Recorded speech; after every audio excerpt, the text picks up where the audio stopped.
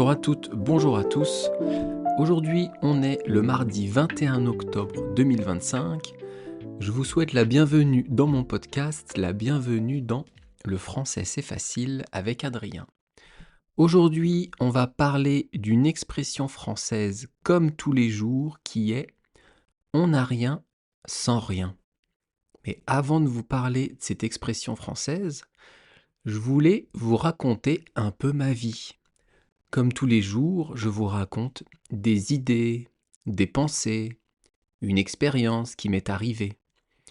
Et là, justement, c'est la période de l'année où on peut aller aux champignons. Et j'y suis allé très récemment. Aller aux champignons, ça veut dire aller en forêt, marcher et récupérer des champignons qui poussent en forêt. Des champignons, est-ce que vous savez ce que c'est? Est-ce que vous connaissez le mot champignon? Un champignon, c'est un végétal qu'on peut couper, qu'on peut cuire, qu'on peut manger cru. Il y en a qui sont très bons et il y en a qui sont vénéneux. On peut mourir en mangeant un champignon. On peut aussi avoir des hallucinations. Ça, c'est de la drogue, ça s'appelle des champignons hallucinogènes. Mais ce n'est pas de ça dont je vais vous parler aujourd'hui. Aujourd'hui, je vous parle d'aller aux champignons. C'est donc passer du temps en forêt pour trouver des champignons et après les manger. Comment ça se passe? Eh bien, on peut y aller seul ou à plusieurs, avec un sac ou un panier. On se gare près d'une forêt et on va dans la forêt chercher des champignons. Alors, normalement, on ne fait pas ça au hasard, et pas dans toutes les forêts. On trouve des champignons souvent au pied des arbres, comme le chêne. Le chêne, c'est un type d'arbre, c'est une espèce d'arbre, et on trouve souvent des champignons à leurs pieds. Donc me voilà parti, je vais tout seul en forêt un matin chercher des champignons.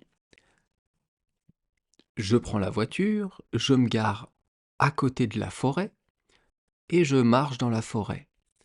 Je regarde sur le sol et je marche et aucun champignon. Pas un seul champignon à récupérer. Donc je ne me décourage pas et je croise une femme avec un panier qui était lui rempli de champignons. Donc j'en parle un peu avec elle et je lui demande où est-ce qu'elle a trouvé autant de champignons pour que je puisse y aller et en avoir aussi. Et elle m'a donné une réponse très vague. Elle m'a dit « Oh, c'est par là-bas, par ici, par là-bas », en tendant son bras. Elle ne voulait pas me donner son coin à champignons. Je ne sais pas pourquoi en France, peut-être c'est pareil dans les autres pays, les gens ne veulent pas donner aux autres l'endroit où ils ont trouvé des champignons. Ils ne veulent pas aider l'autre à lui aussi trouver des champignons. Et tout le monde est comme ça. Moi, si j'en trouve et qu'on me demande, je vais dire à la personne, oui, j'en ai trouvé ici, il n'y a aucun problème, allez-y. Mais je ne sais pas pourquoi les gens ne donnent pas leur coin à champignons. Il doit y avoir une règle entre les cueilleurs de champignons. On ne donne pas son coin aux autres. Alors en forêt en France, on peut trouver plusieurs types de champignons. On peut trouver des cèpes. Les cèpes, c'est magique. C'est très très bon. On peut trouver des girolles, des pieds de mouton. Il y a plein d'espèces de champignons. Mais il faut quand même s'y connaître. Comme je vous disais tout à l'heure, si vous mangez un champignon vénéneux, toxique, vous pouvez en mourir. Donc il faut faire très attention. Si vous avez un doute, si vous voulez connaître l'espèce de champignon que vous avez trouvé. On a soit les livres, bien sûr, maintenant les applications. Il y a des applications mobiles où vous prenez une photo et ça vous dit quel type de champignon c'est. Et vous pouvez aussi ramener vos champignons dans une pharmacie. Vous amenez les champignons là-bas et le pharmacien est censé pouvoir vous dire si les champignons que vous avez ramassés sont comestibles, sont mangeables. Est-ce que vous pouvez les manger ou pas? Donc ça, c'est pratique en France.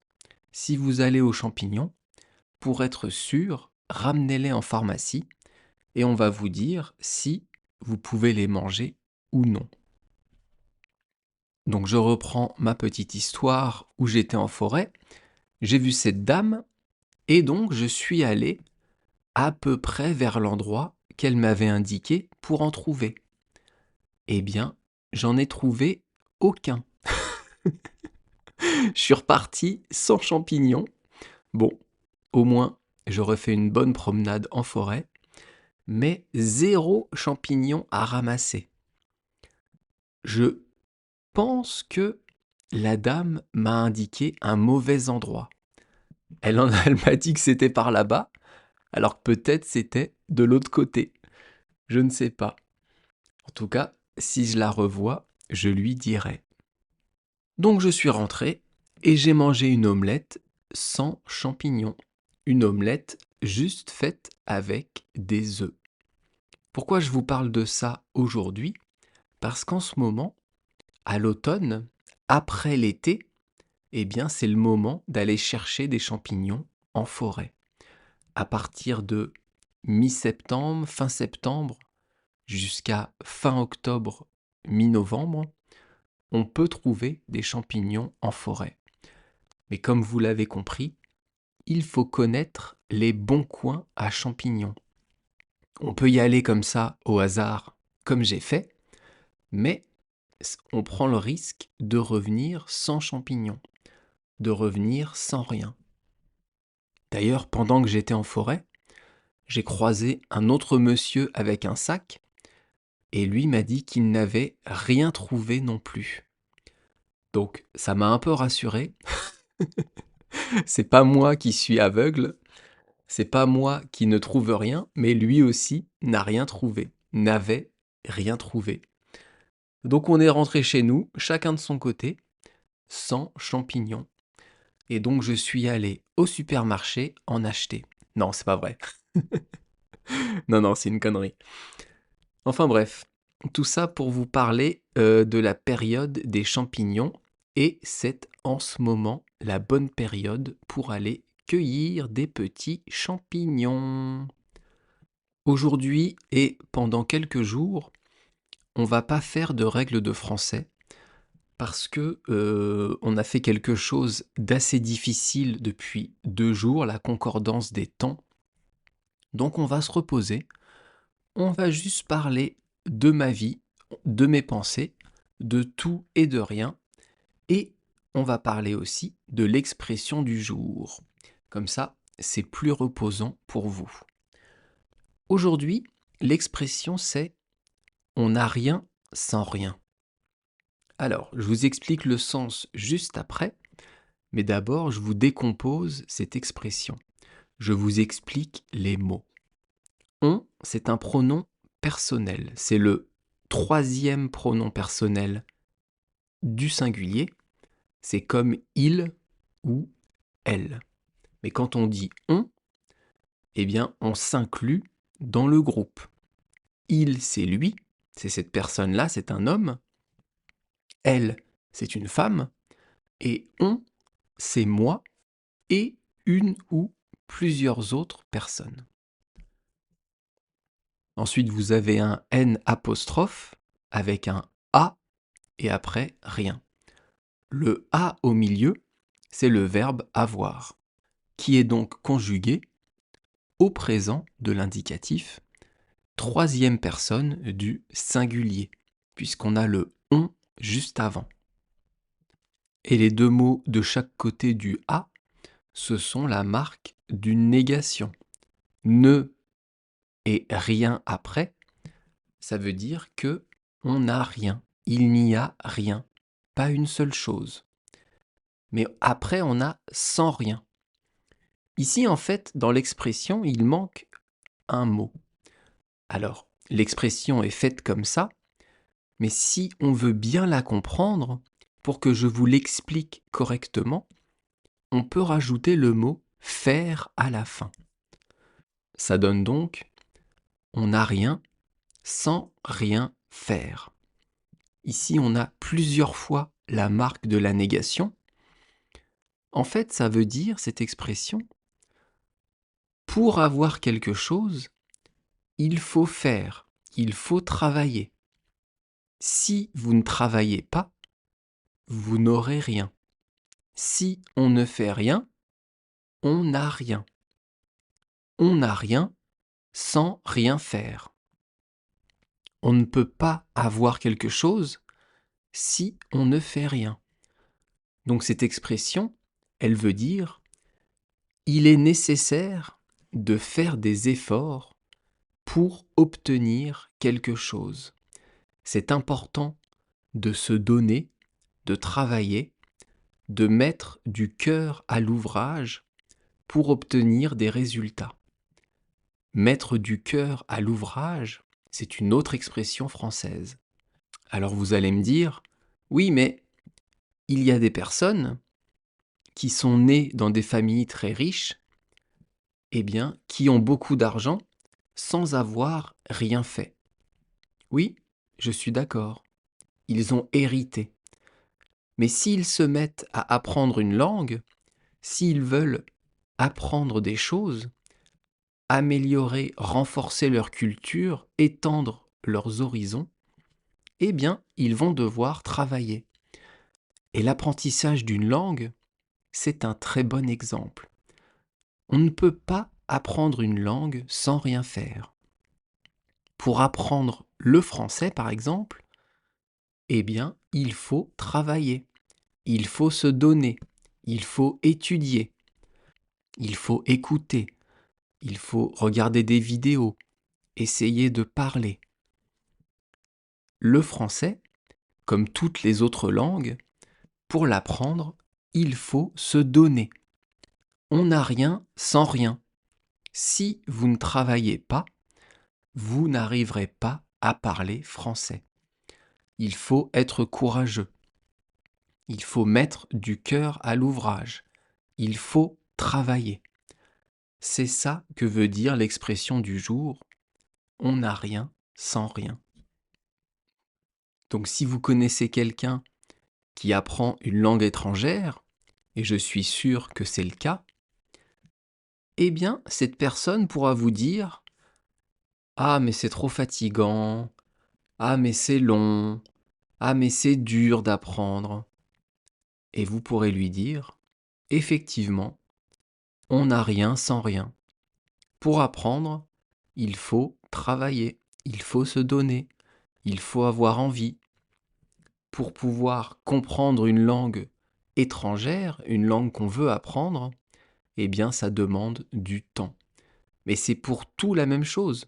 Pour une langue, comme pour le travail, comme pour construire une maison, comme pour n'importe quoi, apprendre à faire de la poterie, peu importe le sujet, peu importe la technique, il faut se donner, il faut être courageux et se motiver.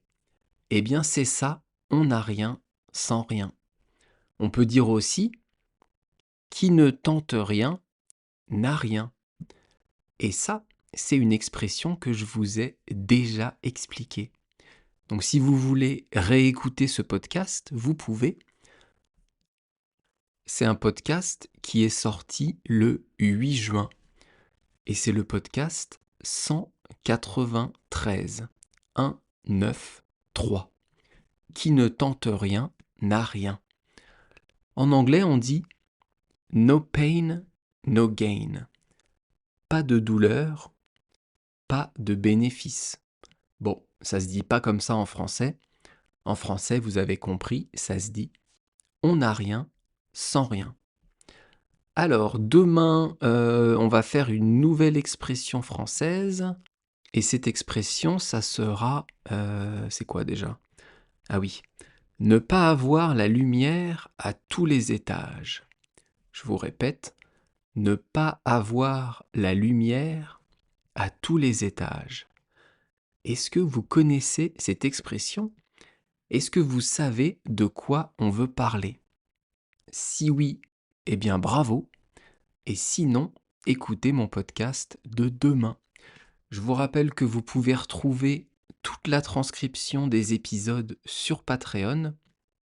Il suffit de vous abonner et vous aurez accès au fichier Word, donc au fichier écrit de tout ce que je dis. Ça permet de mieux travailler, ça permet de suivre la lecture pendant que vous m'écoutez et donc vous allez améliorer votre français.